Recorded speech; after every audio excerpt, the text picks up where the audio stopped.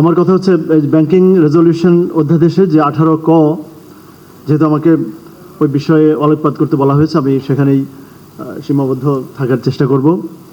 Banking sector আসলে বাংলাদেশে দীর্ঘদিন ধরে একসময় আমাদের এটা প্রাইড সেক্টর ছিল, এবং আমি মনে করি এখনও বাংলাদেশের one of the largest employers হচ্ছে কমার্শিয়াল ব্যাংকস। এবং ব্যাংকিং মানে শুধু কমার্শিয়াল ব্যাংকস না, এখানে এখন নন ব্যাংক ফিনান্সিয়াল ইনস্টিটিউশনস এবং investment houses, investment banking, asset management companies অনেক বড় একটা সেক্টর, এবং এই সেক্টরের সাথে আবার ইন্স্যুরেন্স সেক্টরও জড়িত। So total overall financial services sector আমাদের দেশে অনেক গ্রো করেছে, যেটা একটা প্রাইড সেক্টর হতে পারত। এবং এর সাথে যদি আপনি ডিএফআইগুলোকে ইনক্লুড করেন, যেমন ডেভেলপমেন্ট ফাইন্যান্সিয়াল ইনস্টিটিউশনস, যার মধ্যে দু একটা জন্য প্রয়াত রাষ্ট্রপতি জিয়াউর রহমানকেই আমরা কৃতিত্ব দিতে পারি, যেমন আইসিবি, বিএসবি, বিএসআরএস। এখন দেখুন বিএসবি, বিএসআরএস যে সময় কথা ছিল যে সবচেয়ে বড় বড় লোন দেওয়ার জন্য, যেমন বিএসআরএসের ম্যান্ডেটই ছিল যে মিনিমাম লোন সাইজ হবে তাদের 50 লক্ষ টাকা। সে বিএসআরএস আর বিএসবি এখন মার্জড হয়ে বিডিবিএল, যারা শুধু হয়তো তাদের যে ভবন, সে ভবনের মানে বিভিন্ন ফ্লোর ভাড়া দিয়ে তাদের সে ভাড়ার ইনকাম দিয়ে তাদের চলতে হয়। তো একটা গ্রোয়িং একটা দেশে, যেখানে গত 50 বছর আমাদের জনসংখ্যা প্রায় 3 গুণ হয়েছে, ইনকাম প্রায় 10 গুণ, 10 থেকে 20 গুণ আমাদের, অ্যাটলিস্ট 15 গুণ আমাদের পার ক্যাপিটা ইনকাম বেড়েছে। তো সেখানে আমাদের এই অবস্থা, তো মানে এই অবস্থা আমাদের হওয়ার কথা না। যে সেক্টরটা ইকোনমির একটা মানে ব্লাড সার্কুলেশন বা মানে সবচেয়ে বড় হৃৎপিণ্ডে যেখানে সঞ্চালন হওয়ার কথা, এর একটা বড় কারণ হচ্ছে আমাদের গভর্নেন্সের অভাব। রাষ্ট্রে যখন ম্যাক্রো লেভেলের দুর্নীতি, স্বজনপ্রীতি, দলীয়করণ এগুলো, এবং পরবর্তীতে আমরা দীর্ঘ সময় আমরা ফ্যাসিজমে দেখতে পেলাম, স্বৈরাচার, এক ব্যক্তির ইচ্ছা অনিচ্ছা সব কিছু চলা, এগুলোর একটা এসেনশিয়াল এফেক্ট কিন্তু পড়তে বাধ্য ইন অল সেক্টর। যেমন আপনারা দেখতে পাচ্ছেন যে শিক্ষায়, স্বাস্থ্যে কেন এত এত এত দুরবস্থা। মানে আপনি যদি হার্ট ফাউন্ডেশনে যান, সোহরাওয়ার্দী হসপিটালে যান, ঢাকা মেডিকেল কলেজে যান, আপনি বুঝতে পারবেন।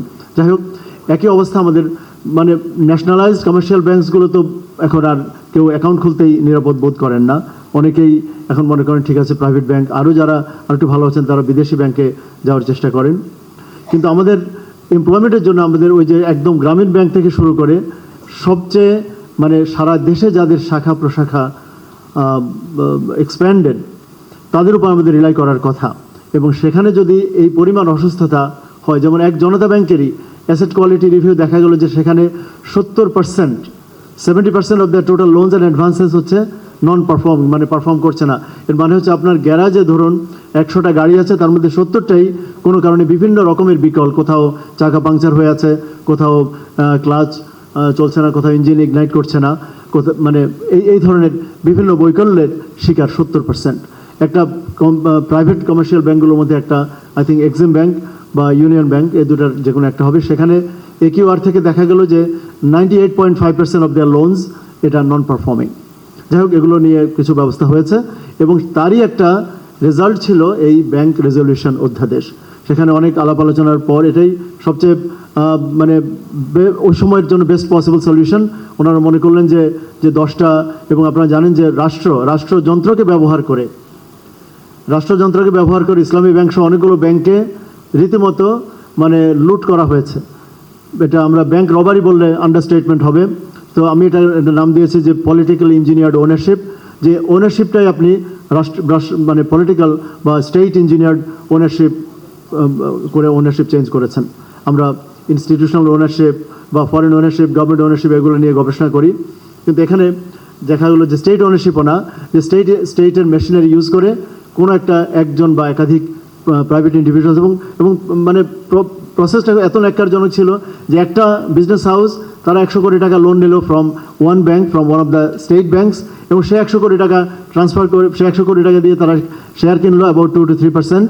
কারণ শেখ হাসিনা একটা আইন করেছে যে ব্যাংকের ডিরেক্টর হতে হলে মিনিমাম 2% শেয়ার হোল্ড করতে হবে। তো সেটা ইসলামী ব্যাংকের ক্ষেত্রে অনেক অরিজিনাল ওনারই তখন, আর তাদের হাতে 2% শেয়ার ছিল না। এটা সাচ এ লার্জ কোম্পানি, এখানে 2% অফ টোটাল মার্কেট ক্যাপ যদি আপনি শেয়ার বাজার থেকে কিনতে হয়, তাহলে অনেক মানে হাজার হাজার কোটি টাকার প্রয়োজন হয়। যাই হোক, তো সেই টাকা পাঠিয়ে দেওয়া হলো, পাঠিয়ে আমাদের বর্তমান রাষ্ট্রপতি ওনাকে প্রথম ব্যাংকের ডিরেক্টর বানানো হলো। তারপর তো বাকি আপনারা দেখেছেন যে কিভাবে একটা 5 স্টার হোটেলে, আই থিঙ্ক রেডিসন হোটেলে গিয়ে বন্দুক ধরে আমাদের রাষ্ট্রীয় একটা নিরাপত্তা সংস্থা বা একাধিক নিরাপত্তা সংস্থার সক্রিয় উপস্থিতিতে, এটা ডেইলি স্টারের স্টোরি, সেখানে ওনারশিপ নিয়ে যাওয়া হলো। তো এখানে ডক্টর ইউনূস স্যার এবং আমাদের প্রিয় ছাত্র বন্ধুরা, ছাত্রছাত্রী, তরুণ তরুণীরা যখন বাংলাদেশে একটা ব্যাপক ভিত্তিক আপরাইজিং, যেটাকে আমরা বিপ্লব বলতে ওই সময়, যদি 7ই নভেম্বর যদি ধরুন বিপ্লব ও সংহতি দিবস হয়ে থাকে, তাহলে তার চেয়ে 50 গুণ বেশি বিপ্লব হয়েছে 5ই আগস্ট 2024।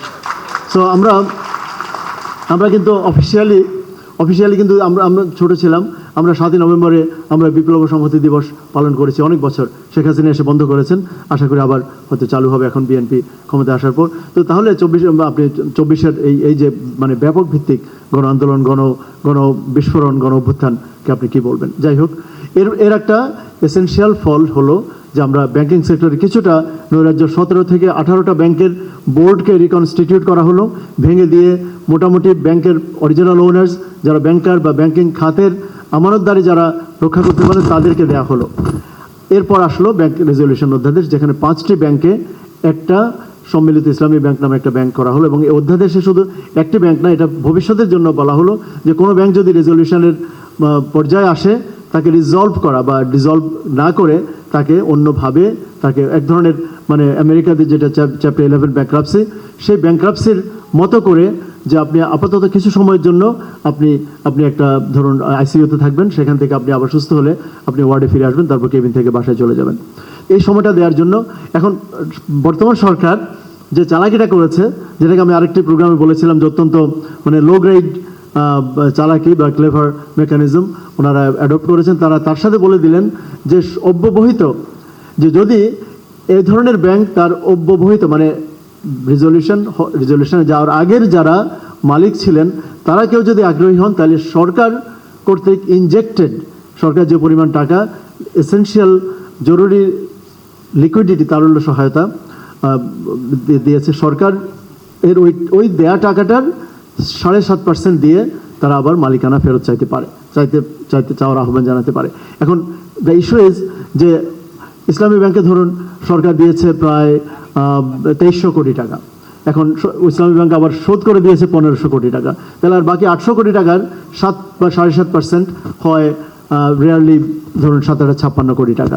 তো এটা দিয়ে কিন্তু অনেকে যাদের একটা দুটো বাড়ি আছে ঢাকায়, এটা বিক্রি করে বা আপনি মানে গুলশানের হয়তো 5 কাঠা জমি বিক্রি করে আপনি এই ব্যাংকের মালিকানা চাইতে পারেন। এখন এত সহজে আপনি ঠিক ইমিডিয়েট আগে যারা, কিন্তু তারও 10 বছর 15 বছর আগে বা ওই যে 2017 সালে যখন ব্যাংকটাকে বন্দুক ধরে নিয়ে যাওয়া হলো, তখন যাদের ওনারশিপ কেড়ে নেওয়া হলো, তাদের জন্য কিন্তু সরকার সুযোগটি উন্মুক্ত করেন নাই। এবং এটাকে আমি নিম্নমানের চালাকি বলি, যে আপনি বিশেষ কিছু ব্যক্তি বা এ সেকশন অফ পিপলের হাতে ব্যাংকগুলো তুলে দেওয়ার জন্য এটা করেছেন বলে আমরা সন্দেহ করার যথেষ্ট কারণ রয়েছে। কারণ আপনি অব্যবহিত আগে কেন বলবেন? আপনার যদি মনে হয় যে ঠিক আছে সরকার ব্যাংক চালাতে পারবে না বা ব্যাংক চালাতে যাবে কেন, তাহলে আপনি বলতে পারেন যে পুঁজি বাজারে সেই ব্যাংকের আমরা ওনারশিপ আমরা ইস্যু করব। সো সাধারণ মানুষ যাতে আবার সেটাকে রিক্যাপিটালাইজ করে, সেটা আপনি কেন রিপ্রাইভেটাইজ করবেন? আপনি রিক্যাপিটালাইজ করে সেই ব্যাংকে সাধারণ মানুষের কাছে উন্মুক্ত করে দিন। কোনো বিজনেস হাউস বা অন্যান্য ব্যাংক বা অন্যান্য যারা সুস্থ ব্যাংকগুলো আছে তারা সেই মালিকানাটা গ্রহণ করতে পারত। এরকম অনেকগুলো চালাকি সেখানে করা হয়েছে। তারপর এনপিএল যে নন পারফর্মিং লোন, সংশ্লিষ্ট ব্যাংকের নন পারফর্মিং লোনের এবং ওই সংশ্লিষ্ট মালিকরা নিজেরাও যদি ডিফল্টার হয়। আরেকটা কথা দেখুন, এখানে কিন্তু অযোগ্যতার তালিকায় বলা হয়নি যে যারা ওই ব্যাংকের আগে লুটের সাথে জড়িত, যারা হাজার হাজার কোটি টাকা বা যারা দীর্ঘদিন ধরে ব্যাংকের টাকা দিচ্ছে না, ডিফল্ট করছে, তারা এই ধরনের সুযোগ নিতে পারবে না, কথা বলা হয়নি। আপনি পড়ে দেখুন 18 ক। সেখানে আরেকটি, এটা একটা চালাকি যে এগুলো মানে ক্লিয়ার ডিসকোয়ালিফিকেশন, স্পেশালি ব্যাংকিং সেক্টরে যেখানে মূল মানে পুঁজি, মূল ক্যাপিটালটা হচ্ছে ট্রাস্ট।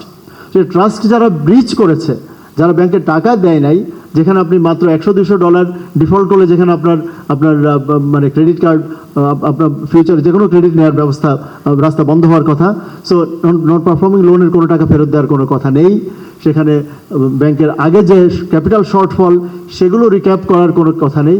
শুধুমাত্র আপনি সরকারের ইনজেক্টেড টাকার 7.5% দিয়ে আপনি ব্যাংকের মালিকানা চাইতে পারেন। এটাকে আমি মনে করি যে একটা ওষুধ উদ্দেশ্যে করার করা হয়েছে বলে আমরা, অফকোর্স কারোর উদ্দেশ্য তো একমাত্র অন্তর্যামী জানেন, করা হয়েছে বলে আমাদের ধরে নেওয়ার সঙ্গত কারণ আছে। আপনাদের সবাইকে ধন্যবাদ।